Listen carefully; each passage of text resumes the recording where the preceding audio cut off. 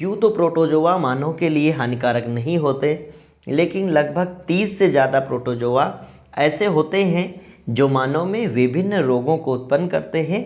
हम इस वीडियो में बात करने वाले हैं एनसीईआरटी के सिलेबस में मेंशन किए गए 2 प्रमुख रोगों के बारे में जो कि प्रोटोजोआ से होते हैं। इन रोगों के लक्षण, संक्रमण और रोकथाम, इन सब पर बात करेंगे। चूँकि एग्ज़ाम में इसमें से एक क्वेश्चन बहुत ज़्यादा पूछा जाता है जिसके बारे में हम आगे बात करने वाले हैं, तो इस वीडियो को कंप्लीट ज़रूर देखिएगा। चलिए स्टार्ट करते हैं। प्रोटोजोआ द्वारा होने वाला रोग या प्रोटोजोआ जनित मानव रोग। सबसे पहला है अमीबिएसिस या अमीबीय पेचिस। यह एक विशेष प्रकार की डिजेंट्री होती है जिसमें जब भी मल त्याग होता है तो मल के साथ में काफ़ी मात्रा में श्लेष्मा अर्थात आंव और रुधिर भी बाहर निकलता है और ऐसे में रोगी काफ़ी दुर्बल हो जाता है। यह रोग एक विशेष प्रकार का जो प्रोटोजोआ होता है एंट अमीबा हिस्टोलिटिका नामक प्रोटोजोअन द्वारा होता है। इसके रोग कारक का नाम याद रखिएगा, एंट अमीबा हिस्टोलिटिका द्वारा होता है।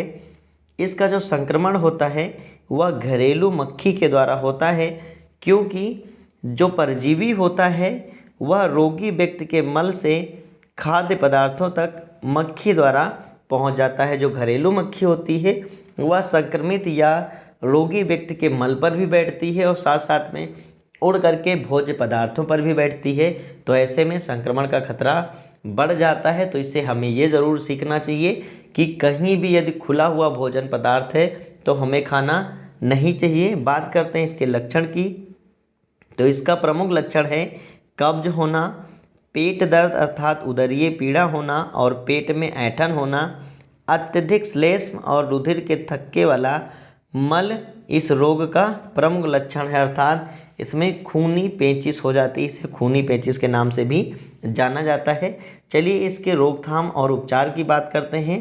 तो इसमें उबला हुआ जल तथा ढका हुआ भोजन खाना चाहिए जिससे इसका रोकथाम हो सकता है, अर्थात ये डिजीज़ नहीं फैलती है। और अपने आसपास सफाई का बेहद ध्यान रखना चाहिए। साथ साथ खुले में कभी भी शौच नहीं जाना चाहिए, क्योंकि खुले में शौच जाने से यह रोग का खतरा और भी बढ़ जाता है। और जब भी सब्जियां मार्केट से आएँ तो उसको खूब अधिक भिगो करके और धुल करके अच्छी तरीके से और फिर इसके बाद उनको प्रयोग करना चाहिए। यदि आपको शक हो रहा है उन सब्जियों पर तो पोटेशियम परमैंगनेट नामक लाल दवा में उसको भिगोए रखें लगभग 1 घंटे तक और इसके बाद उन सब्जियों का सेवन करें। और साथ साथ हमने कहा कि अपने आसपास सफाई पर विशेष ध्यान दें, तभी जाकर के इसका रोकथाम किया जा सकता है। एमेंटीन नामक एक एल्कोलाइड से रोगी को कुछ समय तक आराम मिलता है, जिससे कि उसको कुछ समय तक आराम रहता है। और ये खूनी पेचिश जो बीमारी है जिन भी व्यक्ति को लग जाती है वो इसके दर्द और इसके पीड़ा को समझते हैं, क्योंकि यह जल्दी ठीक नहीं होती है। और ऐसे लोगों का अत्यधिक समय सिर्फ और सिर्फ पेचिश के त्याग में ही निकल जाता है, अर्थात इनका बहुत सारा समय इस इन्फेक्शन के कारण निकल जाता है। तो ये बीमारी भी बहुत ज़्यादा खतरनाक है। तो हमें जब भी कोई भी भोज्य पदार्थ लेना चाहिए तो सबसे पहले उसकी देख लेना चाहिए कि वो भोजन कितना सही और साफ़ है।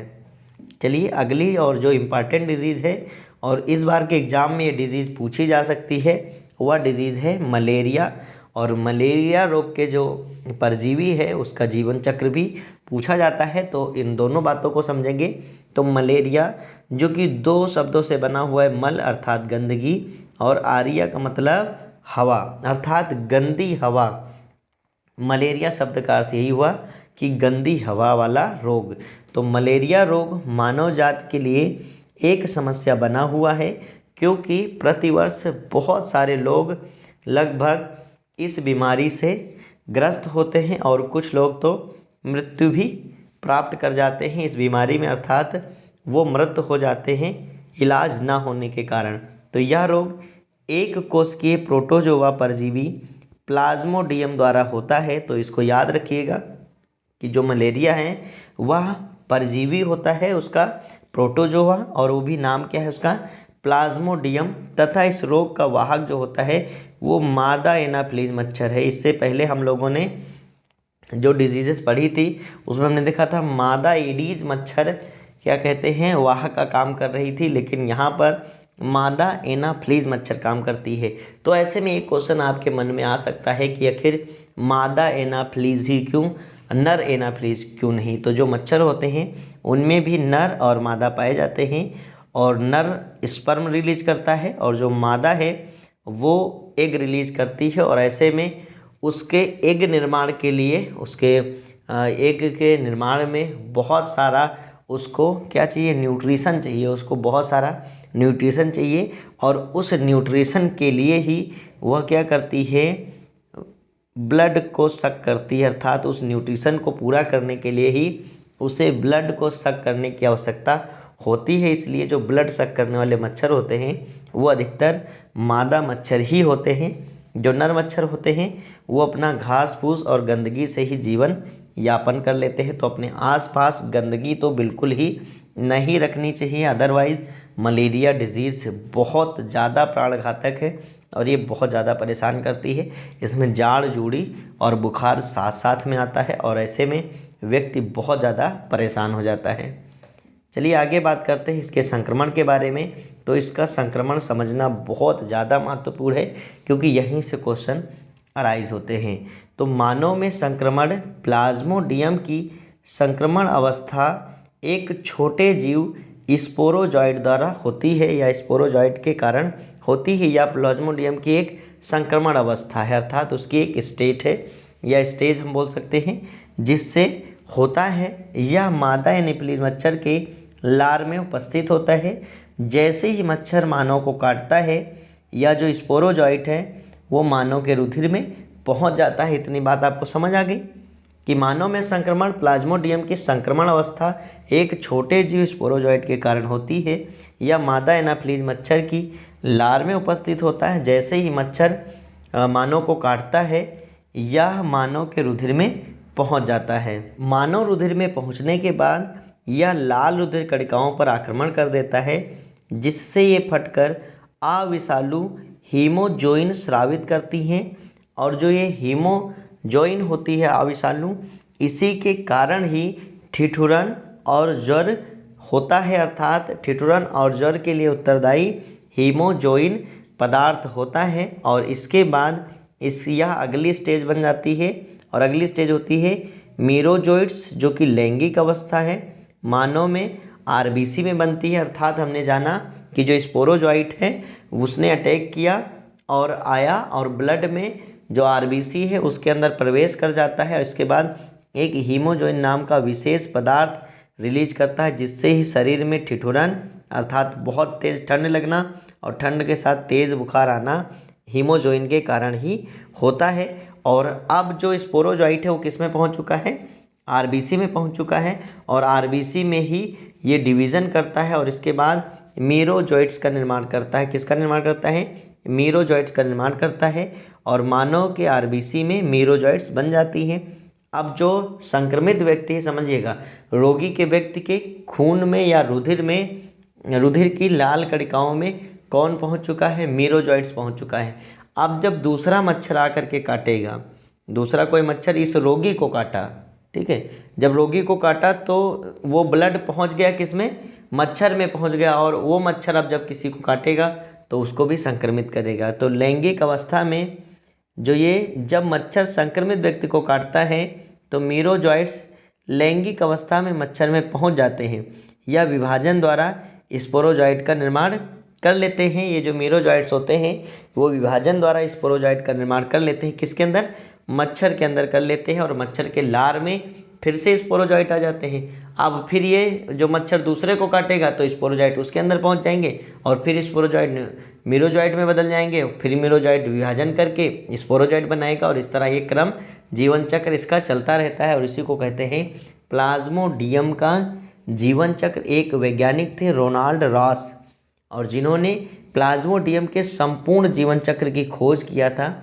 और इसके लिए इनको लगभग 1902 में नोबेल पुरस्कार भी मिला था, क्योंकि ये भी बड़ी बात है कितने छोटे परजीवी का पूरा जीवन चक्र अध्ययन कर पाना। तो बात करते हैं लैंगिक अवस्था में मच्छर में प्रवेश कर जाते हैं या विभाजन द्वारा स्पोरोजॉइट बनाते हैं। और इसके बाद हमने कहा कि फिर से जब मच्छर दूसरे को काटेगा तो लार द्वारा स्पोरोजॉइट दूसरे व्यक्ति के रुधिर में पहुंच जाएंगे और फिर उसकी लाल रुधिर कणिकाओं पर आक्रमण करेंगे और फिर इसके बाद उसमें भी वही लक्षण प्रदर्शित होगा और यह चक्र चलता रहेगा। चलिए एनसीईआरटी में दिए गए फिगर के द्वारा हम समझ लेते हैं। तो अगर एग्ज़ाम में फिगर बनाने को आएगा तो ज़रूरी नहीं कि आप पूरा हैंड बनाएं, आप एक सतह बना सकते हैं, एक सतह बना दीजिएगा और उस पर मच्छर बाइट दिखा दीजिएगा कि मच्छर बैट कर रहा है। और ज़रूरी नहीं कि पूरा हैंड आप बनाएं, क्योंकि ये आर्ट नहीं है, इसमें पूरा हैंड बनाने की ज़रूरत नहीं है। ये तो बुक का है कि हैंड बनाकर आपको समझाया जा रहा है। तो आप ध्यान से देखेंगे, हम यहाँ से स्टार्ट करते हैं कि एक मच्छर जो कि स्पोरोजॉइट को लेकर के आया है, ये पहले से संक्रमित मच्छर है, अर्थात इसके अंदर स्पोरोजॉइट है, कहीं से तो स्टार्ट करना ही रहेगा। तो ये मच्छर आकर के एक मैन को काटता है, या मैन स्वस्थ था और इसमें आके काटता है और मच्छर के लार में उपस्थित स्पोरोजॉइट उसके ब्लड में प्रवेश कर जाते हैं और सबसे पहले यकृत में चले जाते हैं। कहाँ चले जाते हैं? यकृत में चले जाते हैं और परजीवी यकृत कोशिकाओं में अलैंगिक रूप से जनन करता है, अर्थात अलैंगिक रूप से अपना मल्टीप्लिकेशन करता है। 1 से 2, 2 से 4, 4 से 8, ऐसे बहुत सारी संख्या में बनते रहते हैं यकृत में। और इसके बाद ये अटैक करते हैं लाल रुधिर कणिकाओं पर। तो परजीवी लाल रुधिर कोशिकाओं में अलैंगिक रूप से जनन करते हैं और इनको फोड़ देते हैं, और जिससे हीमोजोइन नाम का पदार्थ यहीं पर बनता है, जो कि आगे चल के लक्षण उत्पन्न करता है बुखार अर्थात ज्वर, या हम कह सकते हैं ठिठुरन और ज्वर दोनों का जो लक्षण है वो हीमोजोइन ही प्रदर्शित करता है। अब आगे अगर बात करें तो अब इसके बाद स्पोरोजॉइट लाल रुधिर कणिकाओं में मीरोजॉइट का निर्माण कर लेते हैं, जो कि इसकी लैंगिक अवस्था होती है। और इसी समय ये लैंगिक अवस्था में उस संक्रमित व्यक्ति के अंदर होते हैं। अब माना जाए कि जो ये संक्रमित व्यक्ति है उसके अंदर ये युग्मक हैं, पहले से उपस्थित हैं, और आ करके किसी मच्छर ने उसको काटा, जो कि मच्छर पहले से संक्रमित नहीं है या उसके पास स्पोरोजॉइट नहीं है। लेकिन अब क्या होगा, जो ये मीरोजॉइट्स हैं वो प्रवेश कर जाएंगे इसके अंदर। किसके अंदर प्रवेश कर जाएंगे? मच्छर के अंदर प्रवेश कर जाएंगे और मच्छर के आमाशय में वो अपना परिवर्धन करेंगे, अर्थात खूब ज़्यादा डिवीज़न करने के बाद उसी के अंदर, जो मच्छर के पेट के अंदर ही वो अपना डिवीज़न करने के बाद स्पोरोजॉइट का निर्माण कर लेंगे और उसके लार में ये उपस्थित होंगे। ये मच्छर के लार का चित्र दिखाया गया है कि उसमें स्पोरोजॉइट उपस्थित हो जाएंगे, मीरोजॉइट से स्पोरोजॉइट बनते हैं। और ये मच्छर अब जब किसी को काटेगा तो स्पोरोजॉइट उसके अंदर प्रवेश करेंगे और इस प्रकार यह पूरा जीवन चक्र चलता रहता है। चलिए आगे बात कर लेते हैं हम मलेरिया के रोकथाम और उपचार तथा लक्षण के बारे में। यदि बात करें मलेरिया रोग के लक्षण की, तो इसके प्रमुख लक्षण हैं भूख की कमी, कब्ज, मुंह सूखना, सिर दर्द, पेशी दर्द, जोड़ों का दर्द, जी मिचलाना, जूड़ी आना और रक्त की कमी या रक्त में आरबीसी की कमी से एनीमिया रोग हो जाना या एनीमिया हो जाना। एनीमिया का अर्थ यही होता है कि ब्लड में आरबीसी की कमी। अब इसके रोकथाम के लिए घरों पर मच्छर मार दवाओं का छिड़काव करना चाहिए, मच्छरदानियों का प्रयोग करना चाहिए या मच्छर रोधी क्रीम का इस्तेमाल करना चाहिए, और आसपास कहीं भी पानी ठहरने नहीं देना चाहिए, क्योंकि आपको पता है मच्छर एक नहीं अनेकों रोगों के कारक होते हैं। तो ऐसे में मच्छर पर बहुत विशेष ध्यान देना चाहिए कि मच्छर कहीं भी होने आसपास नहीं चाहिए।